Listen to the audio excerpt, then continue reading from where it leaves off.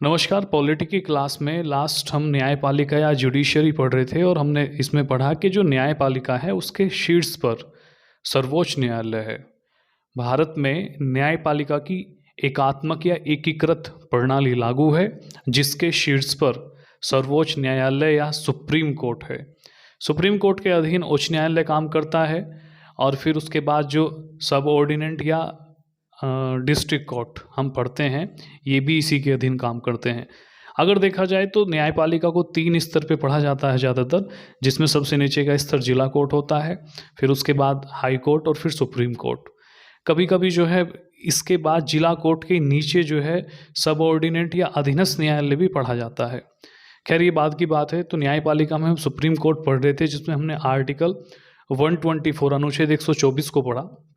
अनुच्छेद 124 में बहुत सारे प्रावधान हैं जिसमें सबसे पहला जो प्रावधान है आर्टिकल 124 क्लोज फर्स्ट, जिसमें ये कहा गया कि सुप्रीम कोर्ट का गठन होगा किससे मिलकर होगा, जिसमें एक न्यायाधीश होंगे, मुख्य न्यायाधीश मतलब CGI, chief justice of India, और संसद द्वारा तय की गई संख्या में अन्य न्यायाधीश होंगे। तो इससे जो है एक फैक्ट निकल के आता है कि न्यायाधीशों की जो संख्या है सुप्रीम कोर्ट में उसका निर्धारण संसद करती है और संसद जो है ओवरऑल आता है। इसमें सत्ताधारी पक्ष भी होता है, विपक्ष भी होता है। संसद का मतलब क्या है ना, संसद में सभी सदस्य शामिल होते हैं। उसके बाद हमने आर्टिकल 124 क्लॉज 2 पढ़ा और उसमें हमने पढ़ा कि जो न्यायाधीश हैं चाहे वो सुप्रीम कोर्ट के हो या वो हाई कोर्ट के हो, उनकी नियुक्ति राष्ट्रपति करेंगे। लेकिन राष्ट्रपति ऐसे न्यायाधीशों से, चाहे वो सुप्रीम कोर्ट के हों चाहे वो हाई कोर्ट के हों, ऐसे न्यायाधीशों से सलाह लेंगे जिनसे सलाह लेना वो उचित समझते हैं और न्यायाधीशों की नियुक्ति कर देंगे। उसके बाद इसमें आगे पढ़ा हमने नोट करके या इसी में नोट ना करके, जो है इसमें ही आगे पढ़ा जाता है 124(2) में कि जो चीफ जस्टिस है इनकी नियुक्ति के अतिरिक्त राष्ट्रपति को अन्य न्यायाधीशों की नियुक्ति करने के लिए सीजीआई मतलब चीफ जस्टिस ऑफ इंडिया की सहमति लेना अनिवार्य है। और ये जितने भी न्यायाधीश हैं ये अपने पद पर 65 वर्ष जब तक इनकी उम्र ना हो जाए तब तक बने रहेंगे। तो ये प्रणाली जो है अनुच्छेद 124(2) प्रावधान 124(2) में था। उसके बाद जो है इसमें से निकलता है कॉलेजियम सिस्टम। ये जो नियुक्ति राष्ट्रपति कर रहे हैं ये नियुक्ति कैसे हो रही है, तो इसमें जो हम कॉलेजियम सिस्टम पढ़ेंगे। आज का जो हमारा टॉपिक है न्यायपालिका में कॉलेजियम सिस्टम ही है। तो किस तरह से जो है नियुक्ति होगी और कौन किसकी नियुक्ति की जा सकती है, ये दोनों फैक्ट जो है इसमें पढ़ लेंगे। एक बार मैं रिपीट करना चाहूँगा आर्टिकल 124 क्लॉज 2 को लिखकर, उसके बाद हमारा रिदम बन जाएगा, फिर हम कॉलेजियम सिस्टम की ओर चलेंगे।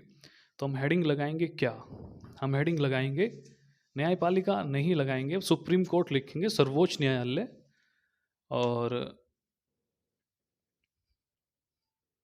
सर्वोच्च न्यायालय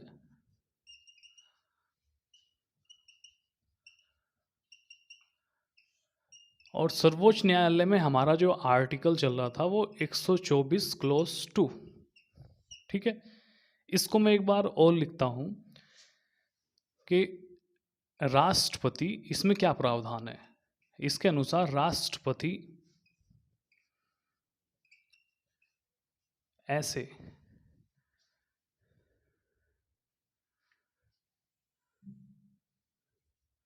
ऐसे न्यायाधीशों से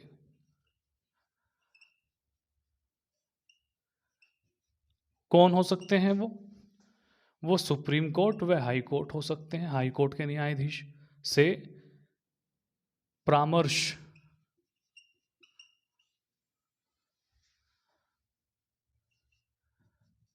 लेंगे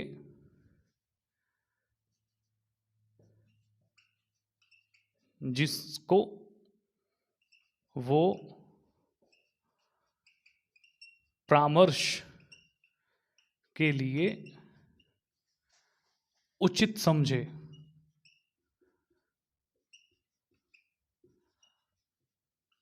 ठीक है, तथा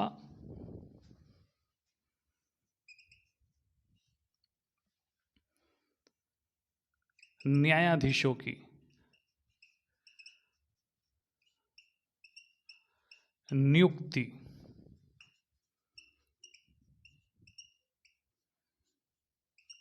करेंगे। इसी में आगे जो है बढ़ा के लिखेंगे, हम नोट करके नहीं लिखेंगे, आगे लिखेंगे, लेकिन मुख्य न्यायाधीश, मैं मुख्य न्यायाधीश को सीजीआई लिखूंगा, चीफ जस्टिस ऑफ इंडिया की नियुक्ति के अतिरिक्त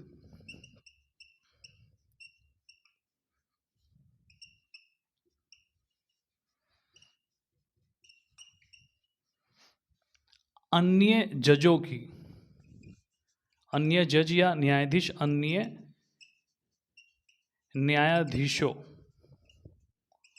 की नियुक्ति में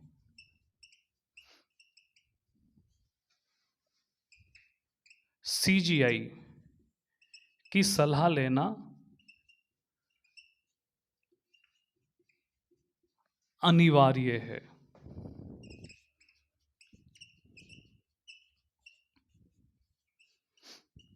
ठीक है, तो इसमें जो है अनुच्छेद 124(2) क्या कह रहा है? कह रहा है कि राष्ट्रपति ऐसे न्यायाधीशों से परामर्श लेंगे जिसको वो परामर्श के लिए उचित समझे या समझते हैं,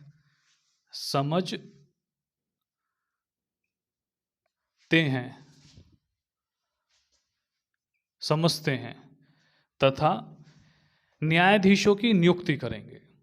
ठीक है, लेकिन मुख्य न्यायाधीश की नियुक्ति के अतिरिक्त अन्य न्यायाधीशों की नियुक्ति में सीजीआई की सलाह लेना अनिवार्य है।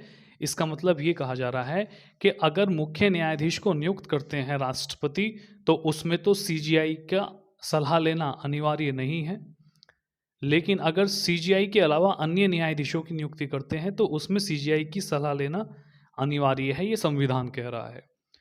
उसके बाद तथा ऐसे न्यायाधीश 65 वर्ष की उम्र तक, 65 वर्ष की आयु तक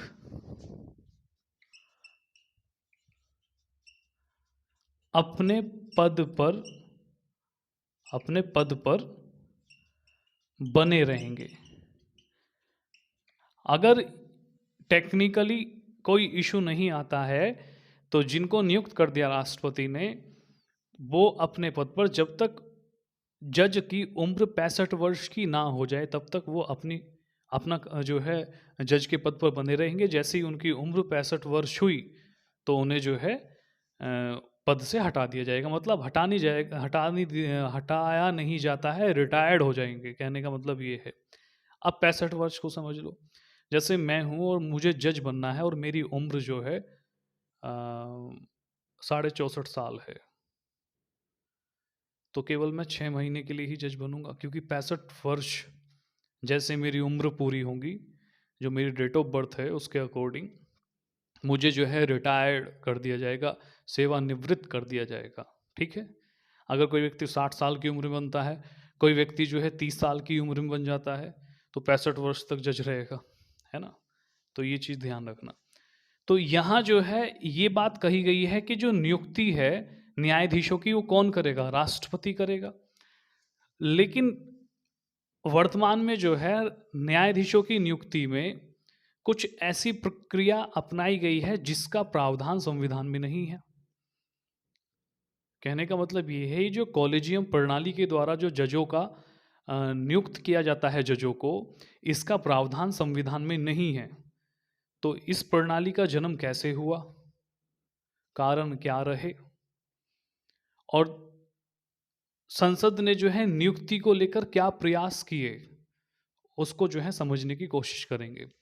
तो हमारा जो है सबसे पहला आर्टिकल हमने पढ़ा 124(2).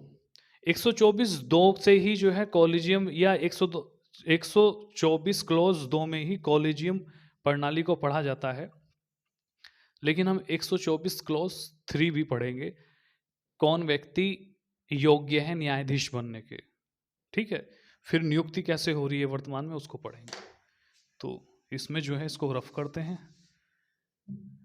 ऐसे ना होगा तो ये ले भाई। तो हम लिखेंगे अभी आर्टिकल 124 क्लॉज 3, मतलब अनुच्छेद 124 का खंड 3। इसमें कहा जा रहा है कि वो व्यक्ति न्यायाधीश बनने की योग्यता रखता है जो भारत का नागरिक है, 5 वर्ष तक एक या एक से अधिक उच्च न्यायालय मतलब हाई कोर्ट में न्यायाधीश के पद पर रहा हो, या एक या एक से अधिक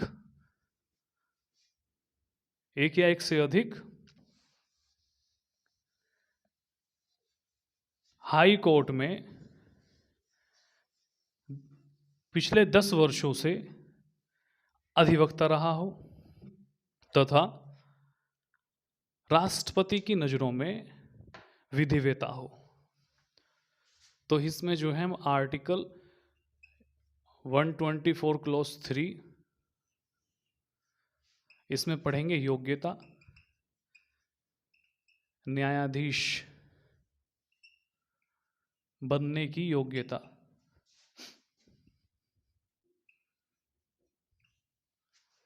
ठीक है, अब न्यायाधीश बनने की योग्यता में जो है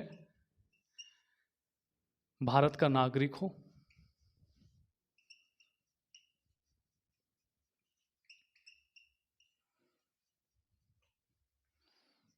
बी एक या अधिक उच्च न्यायालय में, एक या अधिक हाई कोर्ट लिख रहा हूं मैं यहां, हाई कोर्ट या उच्च न्यायालय, हाई कोर्ट में 5 वर्ष तक जज रहा हो, या एक या अधिक हाई कोर्ट में 10 वर्ष तक अधिवक्ता रहा हो। ठीक है, और डी क्या होगा, डी होगा राष्ट्रपति की नजरों में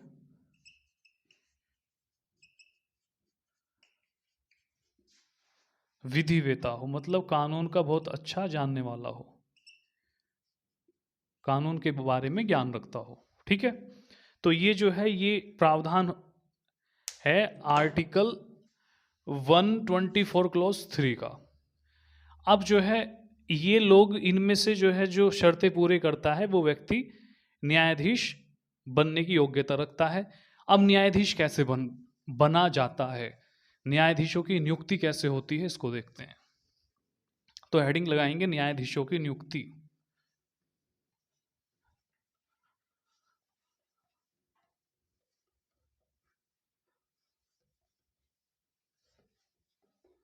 ये जो न्यायाधीशों की नियुक्ति है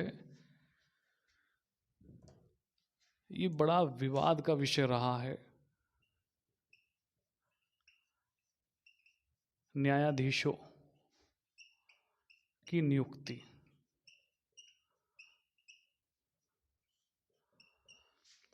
देखो न्यायाधीशों की जो नियुक्ति है काफी विवादास्पद रही है, विवादों से घिरी रही है। क्यों रही है? आरंभ में 1950 से लेकर 1973 तक नेहरू जी के द्वारा जो देश के प्रधानमंत्री रहे हैं, लोकतंत्र को लेकर जो है, यानी लोकतंत्र बना रहे और अच्छी मतलब क्या कहेंगे, कहने का मतलब ये है कि लोकतंत्र देखो 1950 से लेकर 1973 तक जो है न्यायाधीशों की जो नियुक्ति थी उसको लेकर जो है जवाहरलाल नेहरू जो तत्कालीन प्रधानमंत्री थे देश के आरंभ में, उन्होंने आरंभ में एक व्यवस्था कर दी कि जो वरिष्ठतम न्यायाधीश हैं वो ही जो हैं सीजीआई बनेंगे, और ये व्यवस्था चलती रही 1973 तक। मतलब प्रधानमंत्री आते रहे जाते रहे, इस व्यवस्था के साथ कोई छेड़छाड़ नहीं हुई। इसके साथ पहली बार छेड़छाड़ 1973 में हुई और दूसरी बार जो है 1977 में हुई, इंदिरा गांधी के समय में। लेकिन एक बार जो है किसके समय में, एक बार जवाहरलाल नेहरू के समय में भी कुछ ऐसे कारण बन गए थे जिसमें जो वरिष्ठतम न्यायाधीश थे उनको न्यायाधीश नहीं बनाया गया था। तो वहाँ से शुरुआत करते हैं। तो इसमें हम लिखेंगे क्या, इसमें हम लिखेंगे कि न्यायाधीशों की नियुक्ति कार्यपालिका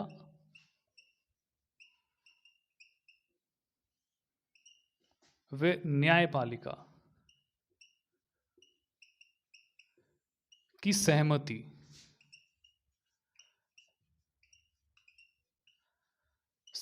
से वरिष्ठता यानी सीनियर मोस्ट जो होते हैं जज, वरिष्ठता के आधार पर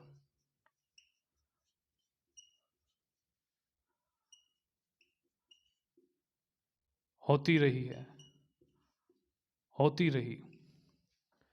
अब देखो, ये जो सबसे पहली हेडिंग मैंने लिखी है कार्यपालिका और न्यायपालिका की सहमति, इसका मतलब ये है कि न्यायपालिका संतुष्ट थी, सहमत थी कार्यपालिका के द्वारा जो है जो जजों की नियुक्ति की जाती थी उस प्रोसेस से। इसमें क्या कहा गया, इसमें ये कहा गया कि जो सुप्रीम कोर्ट के सीनियर मोस्ट या वरिष्ठतम जज हैं वो ही अगले सीजीआई बनेंगे। तो इससे जो है न्यायपालिका संतुष्ट थी, ठीक है भाई, बहुत बढ़िया है। लेकिन जो है नेहरू के समय में, तो 1964 में जो नए सीजीआई नियुक्त होने थे वो कौन होते, वो सुप्रीम कोर्ट के वरिष्ठ या सीनियर मोस्ट वरिष्ठ जज नियुक्त होते। यानी वरिष्ठ जज ही अगला मुख्य न्यायाधीश बनेगा, ऐसी परंपरा स्थापित कर दी गई थी। और इस परंपरा से जो है कार्यपालिका और न्यायपालिका दोनों सहमत थी, दोनों ने सहमति करके ही जो है इस व्यवस्था को लागू किया। यानी ऐसे समझ लो जैसे जो है तीन, एक सीजीआई है, कोई व्यक्ति सीजीआई है ए नाम का, और इसके बाद जो सीनियर मोस्ट होंगे वो कोई बी नाम का व्यक्ति है, कोई सी नाम का, कोई जो है डी नाम का। तो इसमें जो सीजीआई अगला बनेगा वो सबसे वरिष्ठ बनेगा। सबसे वरिष्ठ कौन है, ये दूसरे नंबर पे जो है। तो इस तरह से जो है इसमें किसी को भी कोई समस्या नहीं थी, कार्यपालिका भी संतुष्ट थी और न्यायपालिका भी इस प्रोग्राम से जो है संतुष्ट थी। सीजीआई बनते गए, नियुक्ति होती रही, कोई विवाद नहीं रहा। एक बार जो है ये परंपरा ब्रेक हुई 1964 में। 1964 में जो सीजीआई नियुक्त होने थे अगले, वो जफर इमाम होने थे। यानी वरिष्ठ जो है यही थे, जफर इमाम।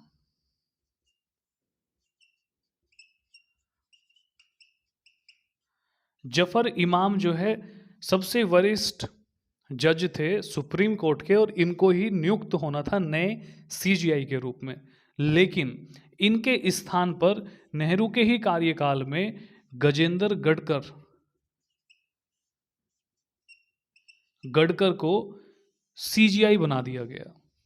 तो अब जो परंपरा राष्ट्रपति के द्वारा जो है, मतलब जो परंपरा सीजीआई की नियुक्ति को लेकर थी कि वरिष्ठतम के आधार पे जो है सीजीआई की नियुक्ति होगी, उसका ब्रेक हो गया। लेकिन इसके पीछे जो है रीजनेबल कारण थे। मतलब इसके पीछे जो रीजन था वो बहुत प्रमाणिक है, उसमें जो है भेदभाव नहीं माना जाएगा।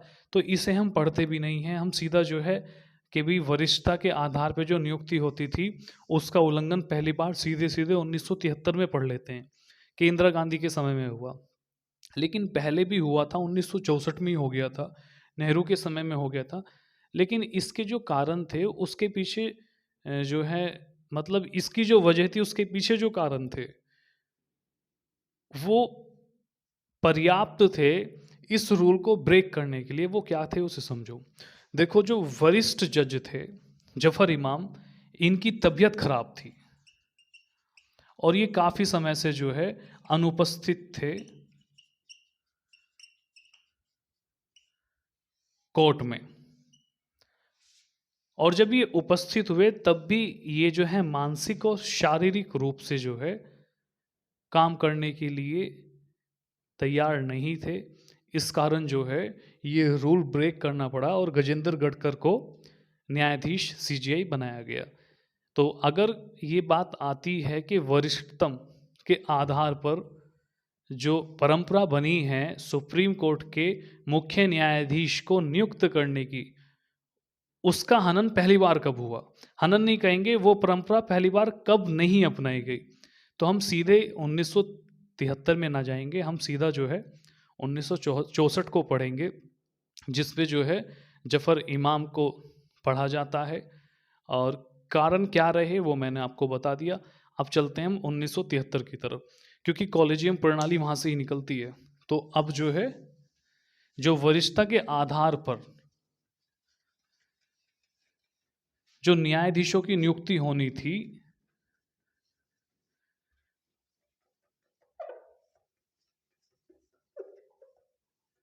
वो नहीं की गई। क्यों नहीं की गई उसे देखेंगे। तो भी मैंने जो है आपको बताया कि जो वरिष्ठता के आधार पर जो न्यायाधीश,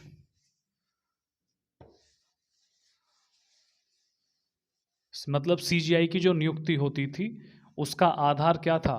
उसका आधार था वरिष्ठता, सीनियर मोस्ट, वरिष्ठता के आधार पर। लेकिन 1973 में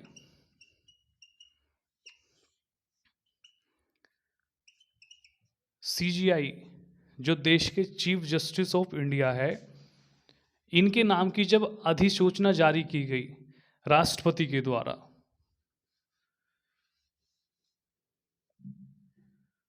राष्ट्रपति ने जो है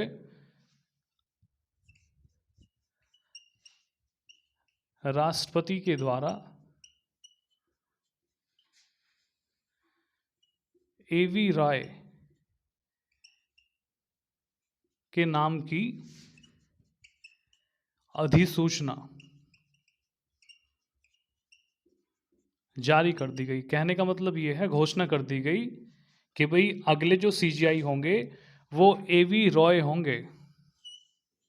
ठीक है। लेकिन उस समय 1973 में जो सुप्रीम कोर्ट है, सुप्रीम कोर्ट में जो सबसे वरिष्ठ व्यक्ति थे वो जो है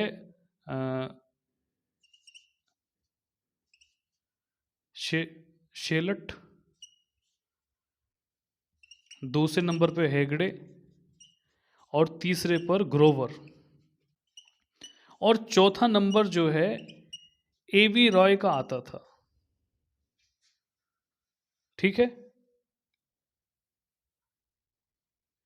अब ये जो शेलट है, कायदे में जो है शेलट को ही न्यायाधीश बनना था, सीजीआई बनना था। लेकिन अधिसूचना किसके नाम की जारी कर दी गई? रॉय के नाम की जो है जारी कर दी गई। अब ये ऐसा क्यों हुआ? पहली बात तो जब ये हो गया तो इसके परिणाम क्या थे? इसके परिणाम पहला तो हम ये निकालेंगे कि जो वरिष्ठता को आधार बनाकर जो वरिष्ठता वाली परंपरा थी उसका खंडन कर दिया गया। इस समय जो है जो राष्ट्रपति घोषणा कर रहे हैं, राष्ट्रपति के पीछे कौन खड़ा है? कार्यपालिका। और कार्यपालिका से मतलब किसका? मंत्री परिषद से। तो दोनों के बीच में मतभेद आ जाएगा। तो मतभेद आ गया कि भाई नंबर तो जो है शेलट का आना था, सबसे वरिष्ठ ये हैं, तो इन्हें क्यों नियुक्त किया जा रहा है? अब जब इन्हें नियुक्ति नहीं मिली और रॉय को जो है नियुक्त कर दिया गया, एनवी रॉय को नियुक्त कर दिया गया। तो ये जो 3 वरिष्ठ जज हैं, इन्होंने त्याग पत्र दे दिया। तो 1973 में क्या हुआ? 1973 में ये हुआ कि जो 1973 में सीजीआई की नियुक्ति होनी थी, वो वरिष्ठ था, जो सीनियर मोस्ट जज थे, वो थे शेलेट थे सबसे पहले नंबर पर। जबकि जो चौथे नंबर पर सीनियर मोस्ट के हिसाब से आते हैं एनवी रॉय, उनको जो है क्या बना दिया गया? उनको सरकार के द्वारा जो है सीजीआई बना दिया गया।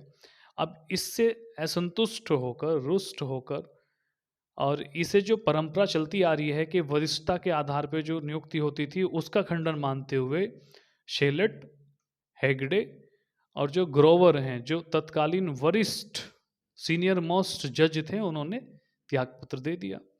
अब ऐसा क्यों हुआ? इसके कारण जो हैं, इसका कारण है केशवानंद भारती बनाम केरल राज्य 1973 का विवाद। उसमें क्या हुआ था उसे समझना, फिर आप समझ जाओगे कि ऐसा क्यों हुआ। ये जो केशवानंद भारती बनाम केरल राज्य है, इस विवाद को मैं पढ़ा चुका हूं इसे। तो हम इसमें है क्या, उसकी उड़ती उड़ती बात करेंगे। केशवानंद भारती केस, भारती विवाद 1973 का है। इसके द्वारा जो है न्यायपालिका ने संसद पर अंकुश लगाया। संसद में ये कहा, संसद पर अंकुश कैसे लगाया? केशवानंद भारती बनाम केरल राज्य 1973 में सुप्रीम कोर्ट ने ये कहा कि संसद को संविधान के किसी भी भाग में संशोधन करने की तो शक्ति है, लेकिन ऐसा कोई भी संशोधन संसद द्वारा नहीं किया जाएगा जो मूल ढांचे का उल्लंघन करता हो। अब सरकार ने उस समय पूछा कि भी मूल ढांचा क्या है? सरकार इसने जो है, सुप्रीम कोर्ट ने कहा कि समय समय पे मूल ढांचे की जो अवधारणा है या इसमें क्या क्या चीजें आएंगी, उसे हम बताते रहेंगे। आप संशोधन करेंगे, हम जांच करेंगे ये मूल ढांचे में प्रावधान लेने योग्य है या नहीं। अगर योग्य है तो उस संशोधन को असंवैधानिक कर दिया जाएगा तुरंत, वो मान्य नहीं होगा। तो ये जो समस्या पैदा हुई, यानी सरकार पे जो अंकुश लगा न्यायपालिका के द्वारा, उसका परिणाम ये 1973 में सीजीआई की नियुक्ति का जो रूल है वरिष्ठता वाला, उसे ब्रेक कर देना है। अब कैसे है देखो, केशवानंद भारती में जो है मूल सिद्धांत की अवधारणा दी गई कि भी संसद जो है सर्वशक्तिशाली है, मानते हैं हम, और वो संविधान के किसी भी भाग में जो है संशोधन कर सकती है, करे, लेकिन ऐसा संशोधन मान्य नहीं होगा जो मूल ढांचे का उल्लंघन करता हो, या कोई प्रावधान जो मूल ढांचे के अंतर्गत आता है, अगर उसका संशोधन संसद के द्वारा किया जाता है तो उसे तुरंत जो है गैर संवैधानिक कर दिया जाएगा। अब ये जो फैसला है, ये अब तक की सबसे बड़ी बेंच थी, 13 जजों की बेंच। मतलब 13 जज इसमें जो है बैठे, और ये जो फैसला आया था, ये फैसला जो है 7-6 से आया था। मतलब 7 जज तो कह रहे थे कि मूल ढांचा आना चाहिए और संसद पे अंकुश लगना चाहिए, और जबकि 6 कह रहे थे कि नहीं आना चाहिए। अब ये जो 7 कह रहे हैं कि मूल ढांचा आना चाहिए, जो प्रतिपादित हो भी गया, इन 7 में जो है ये 3 जज भी शामिल थे। ये शामिल थे जज 3, तो सरकार के प्रतिद्वंदी बन गए तीनों। तो तीनों में से किसी को सीजीआई नहीं बनाया गया। अब बहुत समझदार लोग हो आप सब, आप समझ रहे होगे कि जो ये कह रहा था कि भी मूल ढांचा नहीं आना चाहिए, संसद को शक्ति रहनी चाहिए, वो किसी भाग में संशोधन कर सकती है, उन 6 में राय साहब थे। उन 6 में कौन शामिल था? रॉय साहब शामिल थे। तो इन्हें जो है क्या पद मिल गया? इनको सीजीआई का पद दे दिया गया। तो 1973 में तो कारण बना ये।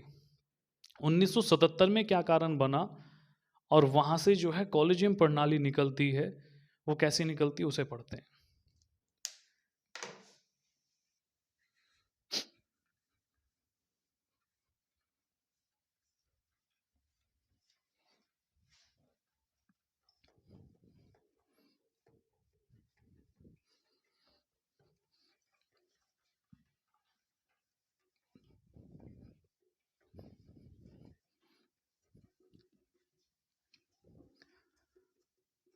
मतलब ये जो नियुक्ति हुई है 1973 में, ये वरिष्ठता को देखते हुए नहीं हुई। जो कार्यपालिका और न्यायपालिका में गतिरोध उत्पन्न हो गया था, उसके आधार पर ये नियुक्ति हुई थी। ठीक है। अब जो है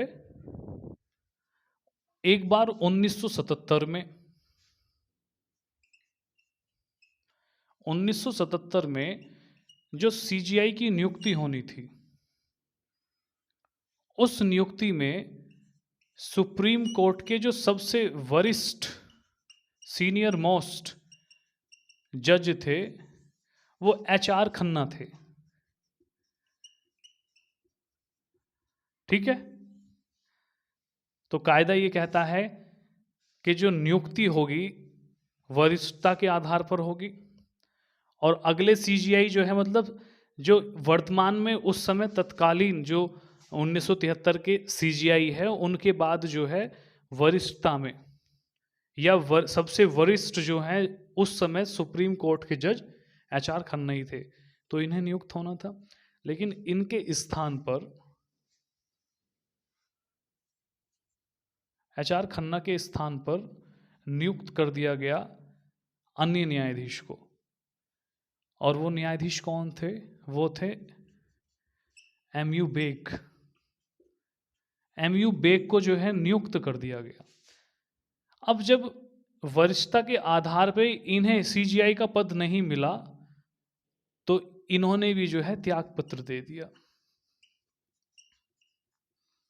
अब इस काम को कौन कर रहा है?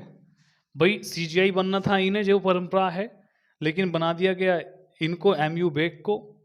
अब इसको जो है कार्यपालिका कर रही है और राष्ट्रपति से कराती है।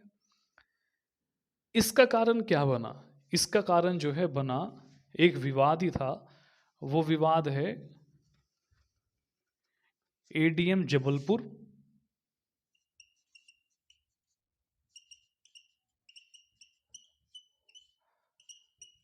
बनाम भारत संघ 1976। इसमें क्या कहा गया? इसमें यह कहा गया कि अगर देश के किसी भाग में आर्टिकल 352 लागू होती है। 352 क्या है? राष्ट्रीय आपात, इमरजेंसी। तो क्या इस समय जो हैबियस कॉर्पस है, मतलब एक रिट होती है, और रिट बंदी प्रत्यक्षीकरण,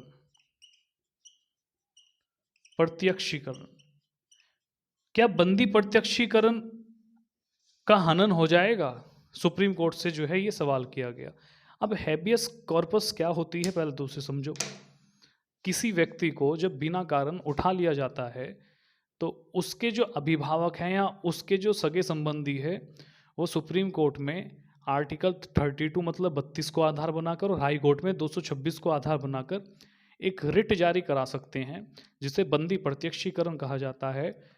और कोर्ट से वो अपील करते हैं, याचिका दायर करते हैं कि जनाब, इस तरह से जो है हमारे अमुक व्यक्ति को, जिससे हमारा ये संबंध है, और उसे जो है इस तरह से कैद कर लिया गया है, बंदी बना लिया गया है।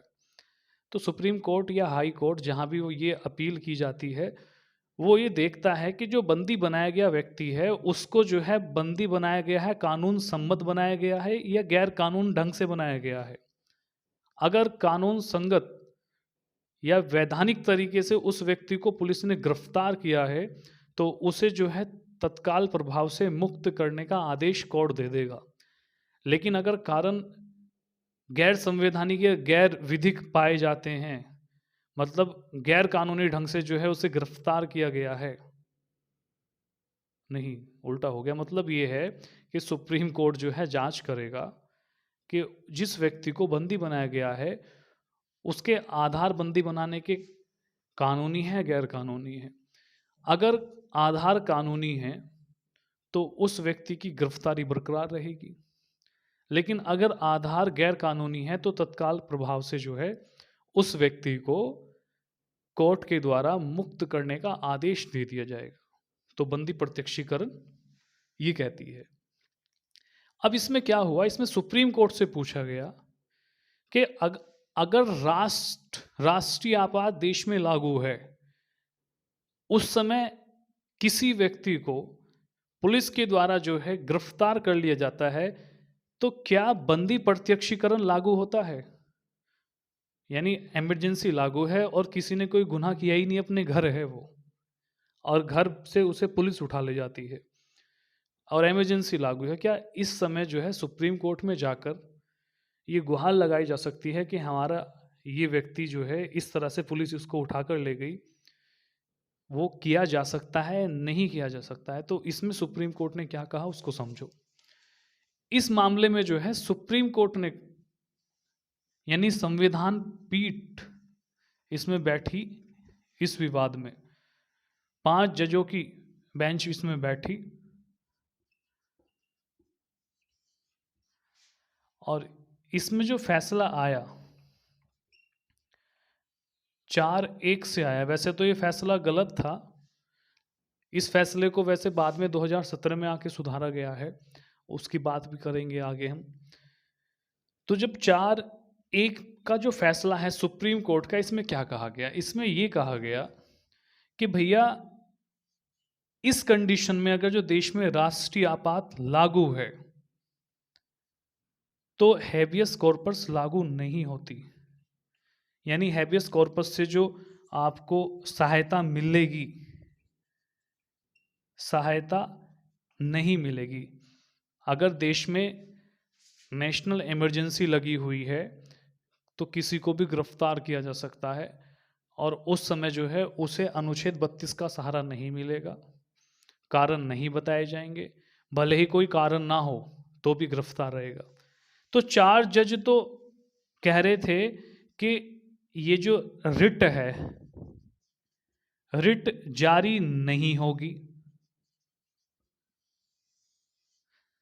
और जबकि एक जज कह रहे थे कि जारी होगी, और अगर भले ही राष्ट्रीय आपातकाल लगी हुई हो, अगर किसी ऐसे व्यक्ति को गिरफ्तार कर लिया जाता है तो वो सुप्रीम कोर्ट या न्यायालय में आके जो है उसका कोई जो है सगा संबंधी अपील कर सकता है।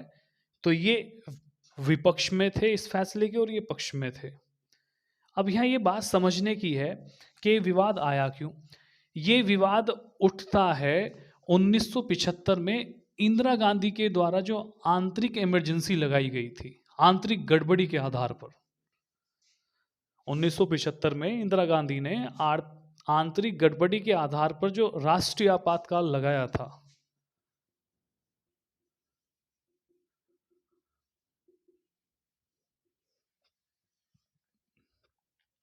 उस आधार पे जो है ये केस पहुंचा था सुप्रीम कोर्ट में। तो सुप्रीम कोर्ट ने जो है फैसला क्या दिया कि इमरजेंसी में रिट जारी नहीं होगी, भले ही उठाने के कारण जो हैं गैर कानूनी ढंग से किसी को उठा लिया गया हो, कोई समस्या नहीं है। लेकिन एक व्यक्ति ऐसा था जिसने कहा कि भले ही आपातकाल लगी हो, अगर किसी व्यक्ति को गैर कानूनी ढंग से उठाया जाता है तो उस व्यक्ति को अनुच्छेद 32 के तहत मदद मिलनी चाहिए। वैसे तो ये जजमेंट इनके आधार पर 4-1 से पास हो गया था, तो रिट जारी नहीं हो सकती थी, लेकिन इस एक जज ने जो है सही बात की। और ये एक जज कौन थे? HR खन्ना। और इन 4 में एक व्यक्ति कौन थे? MU बेग। तो आप समझदार हैं सब, आप जो हैं ये अंदाजा लगा सकते हैं कि कार्यपालिका किस जज की सिफारिश CJI बनने के लिए करेगी। MU बेग की करेगी, भले ही वरिष्ठ कौन रहे हों, HR खन्ना। तो वरिष्ठता को मान्यता नहीं दी गई, इन्होंने त्यागपत्र दे दिया। तो ये 2 बार हुआ, एक बार 1973 में हुआ, एक बार 1977 में हुआ। अब इसके बाद पूरी काया पलट जाएगी जजों की नियुक्ति की। अब वो किस तरह से पलटेगी उसे समझते हैं।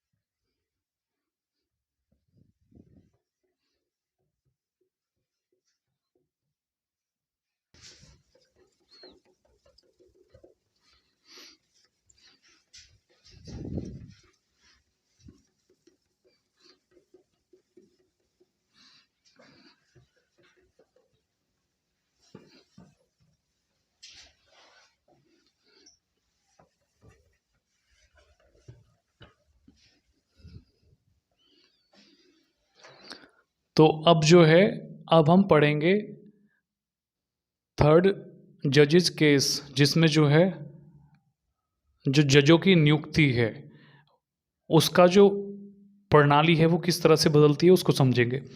तो सबसे पहले जो है फर्स्ट जजेस केस है, इसमें जो है एसपी गुप्ता बनाम भारत संघ, एसपी गुप्ता बनाम भारत संघ 1982 में हुआ। और इसमें जो है सुप्रीम कोर्ट के द्वारा कहा गया कि भी जो न्यायाधीशों की नियुक्ति है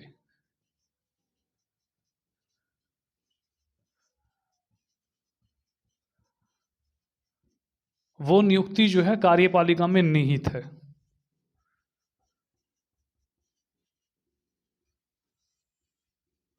ठीक है। और इसमें जो है पूछा गया था, क्या जो परामर्श है राष्ट्रपति के द्वारा जो परामर्श जजों से लिया जा रहा है वो सहमति होगी, वो सहमति मानी जाएगी। तो यहाँ जो है परामर्श को सुप्रीम कोर्ट ने परामर्श को सुप्रीम कोर्ट ने विचारों का आदान प्रदान कहा।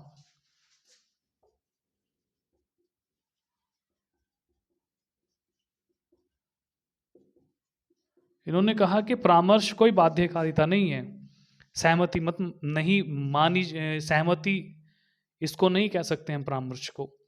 तो इसमें जो है परामर्श को आदान प्रदान कहा, यानी ये आर्टिकल 124(2) को जब पढ़ते हैं उसमें कहा गया है ना कि राष्ट्रपति परामर्श लेंगे जिससे वो जिसको वो उचित समझे परामर्श के लिए, क्या वो परामर्श जो है वो सहमति मानी जाए। तो यहाँ सुप्रीम कोर्ट ने कह दिया कि भैया परामर्श जो है एक तरह का विचार का आदान प्रदान करना है, कोई बाध्यकारिता नहीं है। तो फैसला कार्यपालिका के पक्ष में चला गया न्यायाधीशों की नियुक्ति को लेकर। उसके बाद जो है सेकंड जजेस केस, और ये केस जो है जाना जाता है किस नाम से, ये जाना जाता है supreme court advocates on record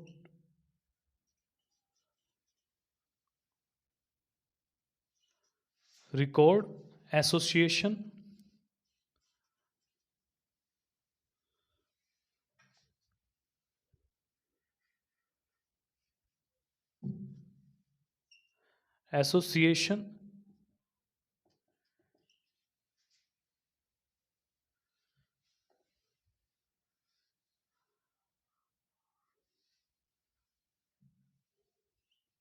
versus union of India, ये 1993 का विवाद था।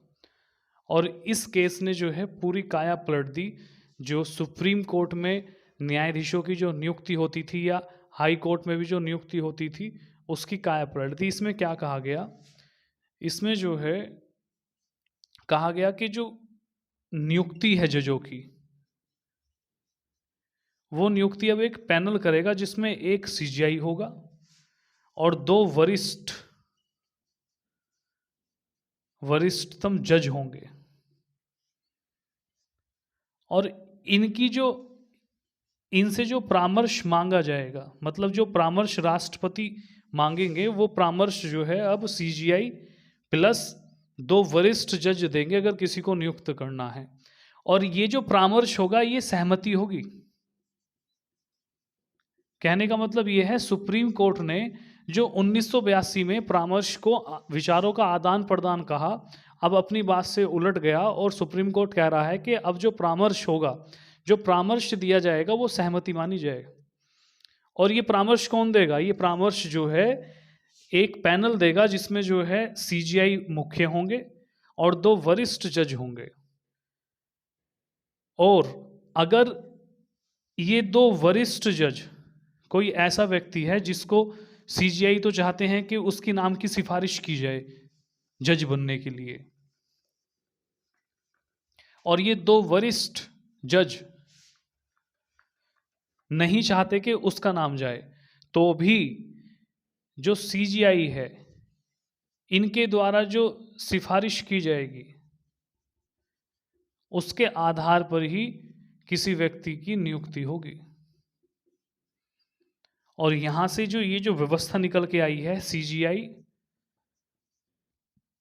टू सीनियर मोस्ट जज, यही कॉलेजियम है, यही कॉलेजियम पद्धति है। ठीक है, तो ये जो दो विवाद हुए हैं, दोनों विवाद में सुप्रीम कोर्ट का अलग अलग रुख रहा। उसके बाद जो थर्ड जजेज के केस है, वो केस नहीं है, वो आर्टिकल 143 143 के तहत सुप्रीम कोर्ट से जो राष्ट्रपति को परामर्श करने का प्रावधान है वो है। अब उसमें जो है, जो ये पद्धति है, जो कॉलेजियम पद्धति है, इस पे प्रश्न चिन्ह लगाए गए। अब उसके बाद क्या होगा उसे देखते हैं।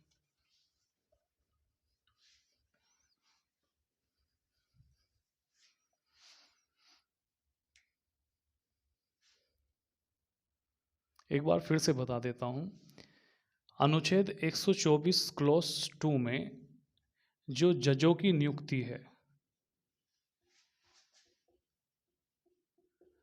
जजों की नियुक्ति जो है राष्ट्रपति के द्वारा होगी। ठीक है, लेकिन राष्ट्रपति परामर्श लेंगे, किससे लेंगे? जजों से लेंगे। अब वो जज कौन हो सकते हैं?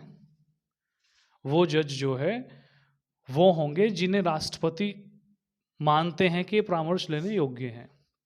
तो इस विवाद से संबंधित जो फर्स्ट जजिस केस था, जिसे अभी हमने पढ़ा, जिसको SP गुप्ता विवाद कहा मैंने 1982 का, तो उसमें सुप्रीम कोर्ट ने ये कह दिया कि भी जो परामर्श है, ये परामर्श जो है विचारों का आदान प्रदान है।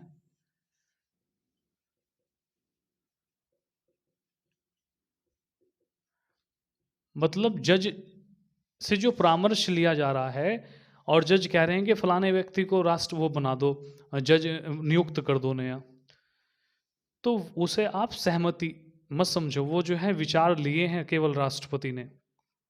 राष्ट्रपति जो है बाध्यकारी नहीं है। राष्ट्रपति जिसकी सिफारिश जज कर रहे हैं,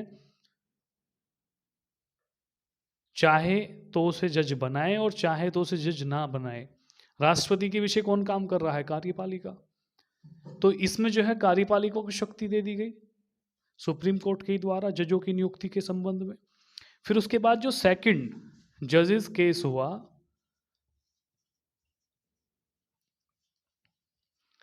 इसे जो है क्या कहा जाता है? सुप्रीम कोर्ट,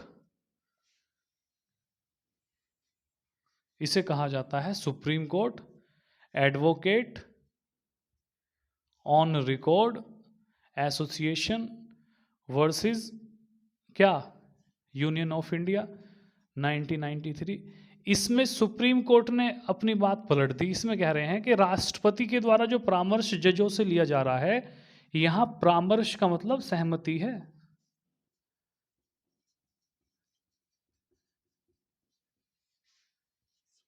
अब सहमति कौन देगा? अब तक तो राष्ट्रपति जिसे उचित समझे उससे परामर्श ले सकते थे, लेकिन यहां यह कह दिया गया कि अब जो सहमति होगी वो जो है एक CGI होंगे उस पैनल में और 2 वरिष्ठ जज होंगे, वरिष्ठतम जज। इनके द्वारा जो है इनसे परामर्श करेंगे राष्ट्रपति जज की नियुक्ति करने के लिए। और परामर्श इज इक्वल टू क्या है? सहमति। अगर ये सहमत है तो राष्ट्रपति को जो है उस जज को नियुक्त करना पड़ेगा। इन्होंने किसी ए नाम के व्यक्ति का जो है सिफारिश कर दी राष्ट्रपति से, और राष्ट्रपति परामर्श के लिए आए, तो परामर्श का मतलब सहमति दे दी इन्होंने ए नाम की, तो इन्हें ही जो है नियुक्त करना होगा राष्ट्रपति के जज के पद पर। ये बात जो है इस केस में कही गई। और दूसरा ये भी कहा गया कि भाई अगर ये 2 वरिष्ठ जज नहीं चाहते कि ए नाम का व्यक्ति जज बने और CGI चाहते हैं कि ए नाम का व्यक्ति जज बने, ये तो चाह रहे हैं ना बने और CGI चाह रहे हैं कि बने, तो भी ऐसे किसी व्यक्ति की सिफारिश राष्ट्रपति से की जाएगी। तो यहाँ वरीयता किसको दी गई? सीजीआई। ये जो व्यवस्था है 1+2 की, मतलब एक सीजीआई है और 2 वरिष्ठतम जज हैं, यही कॉलेजियम प्रणाली है। ठीक है। अब एक तीसरा केस होगा, थर्ड जजेस केस। ये केस नहीं है, ये जो है आर्टिकल 143 का प्रयोग किया राष्ट्रपति ने। और अनुच्छेद 143 क्या कहता है? अनुच्छेद 143 ये कहता है कि कोई ऐसा विषय, विधि से संबंधित कोई ऐसा प्रश्न अगर बनता है तो उस प्रश्न से संबंधित जो है राष्ट्रपति सर्वोच्च न्यायालय से सलाह ले सकते हैं। तो सर्वोच्च न्यायालय पर का जो ये कॉलेजियम सिस्टम है, राष्ट्रपति ने 143 के तहत जो है कॉलेजियम सिस्टम पर प्रश्न चिन्ह लगाया। तो सुप्रीम कोर्ट ने इस प्रणाली में और सुधार किया। क्या सुधार किया उसे देखो। इसमें सुधार किया कि ये जो कॉलेजियम प्रणाली है, कॉलेजियम पद्धति में अब एक तो सीजीआई होगा और 4 वरिष्ठतम जज होंगे, और ये 5 लोग मिलकर, जो जज हैं 5 लोग सुप्रीम कोर्ट के, ये जिस जज के नाम की सिफारिश करेंगे, जिस व्यक्ति के नाम की सिफारिश करेंगे, उस व्यक्ति को राष्ट्रपति नियुक्त करेंगे। ये नाम भेजेंगे राष्ट्रपति के पास और राष्ट्रपति इस पर मोहर लगाएंगे अपनी। दूसरा, इन्होंने व्यवस्था इसमें कर दी कि अगर इन 5 जजों में से 2 जज भी किसी नाम पर असहमत हैं तो उस व्यक्ति का नाम जो है आगे नहीं भेजा जाएगा। मतलब उस व्यक्ति को जो है उसकी सिफारिश नहीं की जाएगी आगे, उसका नाम खत्म हो जाएगा। तो 5 में से अगर 2 व्यक्ति भी, 2 जज भी ये सिफारिश करते हैं कि भी हम जो है ए नाम के व्यक्ति को जज नहीं बनाना चाहते, तो उसको जो है जज नहीं बनाया जाएगा। तो अपने जो है पूर्ण रूप में जो है कॉलेजियम प्रणाली आ गई है। कब आई? 1993 में आई।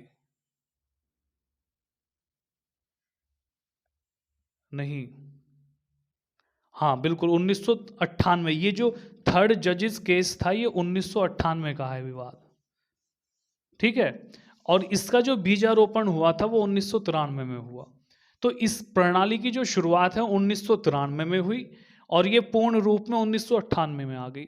तो जो जजों की नियुक्ति है उससे संबंधित 3 केस पढ़े जाते हैं। एक फर्स्ट जजेस केस है जो 1982 पढ़ा जाएगा, जिसे SP Gupta versus union of India, मतलब भारत संघ पढ़ा जाता है। जो सेकंड जजेस केस है उसे पढ़ा जाता है supreme court advocate on record association versus union of India 1993। इसमें जो जो कॉलेजियम सिस्टम है ये विकसित हुआ, लेकिन ये 3 सदस्यीय था। उसके बाद जो है जो थर्ड जजेस केस पढ़ा जाता है, इसमें जो है आर्टिकल 143 का प्रयोग करते हुए राष्ट्रपति ने प्रश्न चिन्ह लगाया इस व्यवस्था पर। तो इसको जो है सुप्रीम कोर्ट के द्वारा सुधारा गया 1998 में, ऐसा हुआ है। और इसमें जो है जो ये कॉलेजियम सिस्टम है ये 5 सदस्यीय कर दिया गया, और इसमें ये कहा गया कि अगर किसी नाम पर 2 जजों को भी आपत्ति है तो उस नाम को आगे नहीं भेजा जाएगा। अब आगे चलते हैं। तो ये व्यवस्था लागू हो गई देश में, जो ये व्यवस्था हम पढ़ रहे हैं। अब इसमें कार्यपालिका क्या करेगी? कुछ नहीं कर पाएगी। अब आगे चलो। अब 2014 में आकर सरकार ने एक नया, इसके स्थान पर एक नई पद्धति अप्लाई की। वो क्या पद्धति है उसको और देख लो।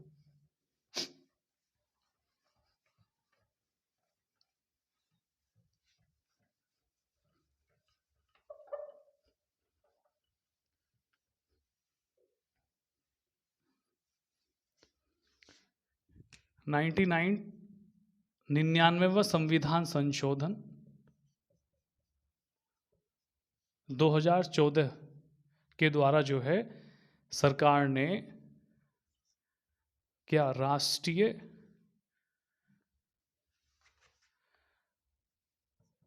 एनजीएसी, नेशनल जुडिशरी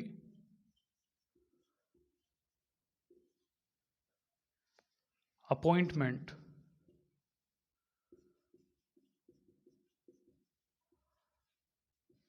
कमीशन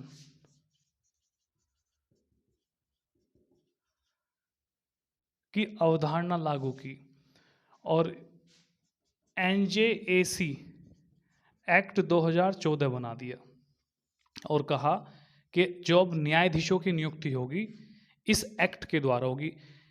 ये जो आयोग बनाया गया, ये आयोग जो है 6 सदस्यीय आयोग था। इसमें 6 सदस्य थे। ये 6 सदस्य कैसे थे?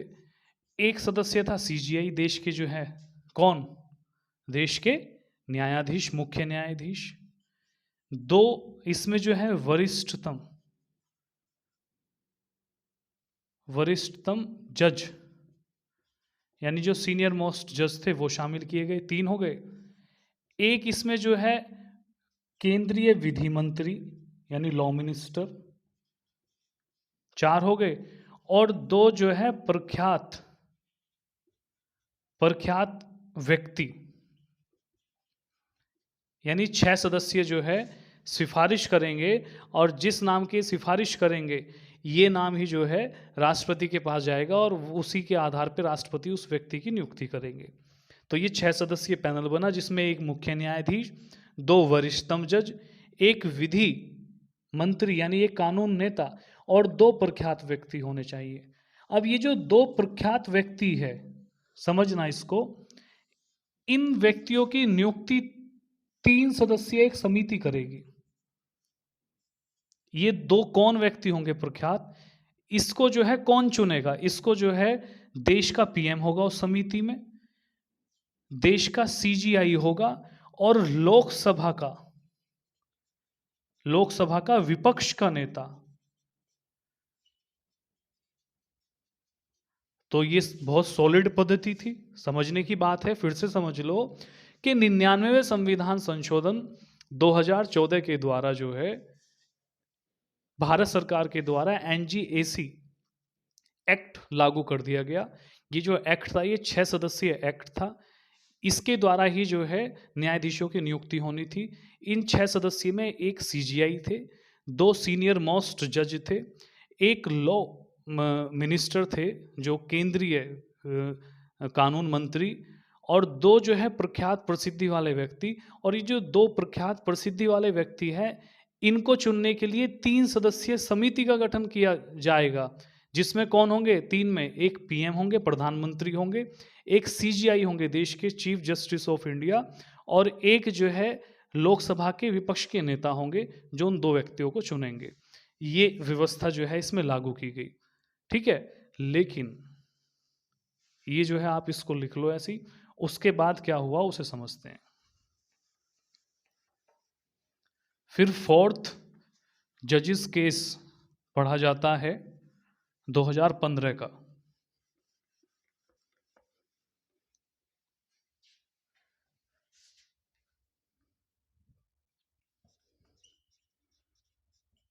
फोर्थ जजेस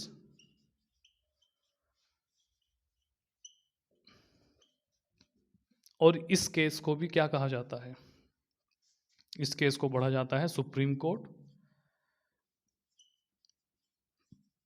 advocates on record association versus union of India. ये 2015 का है। इसमें जो है सुप्रीम कोर्ट ने जो 99वां संविधान संशोधन है उसको असंवैधानिक घोषित कर दिया, और जो एनजीएसी एक्ट 2014 बनाया गया था इसको रद्द कर दिया, इसको भी असंवैधानिक, और व्यवस्था लागू कर दी कॉलेजियम की। इसको रद्द करके कॉलेजियम पद्धति ही लागू कर दी 5 सदस्य वाली। ठीक है। और वर्तमान में जो है ये कॉलेजियम पद्धति के द्वारा ही जजों की नियुक्ति की जाती है। तो फोर्थ जजिस केस 2015 जिसमें जो है 99वें संविधान संशोधन को असंवैधानिक घोषित कर दिया गया। जो एनजीएसी एक्ट है उसे भी जो है रद्द कर दिया गया सुप्रीम कोर्ट के द्वारा। और इसके स्थान पे जो है जो पुरानी व्यवस्था जो कॉलेजियम पद्धति है 5 सदस्यीय जो पैनल बैठता है वो ही जजों की नियुक्ति करेगा, वो व्यवस्था लागू कर दी। वर्तमान में भी कॉलेजियम पद्धति ही चलन में है। तो हमारा जो ये टॉपिक था कॉलेजियम पद्धति से ये समाप्त हुआ। इसे आप अच्छे से पढ़ना, याद हो जाएगा। ठीक है, नमस्कार।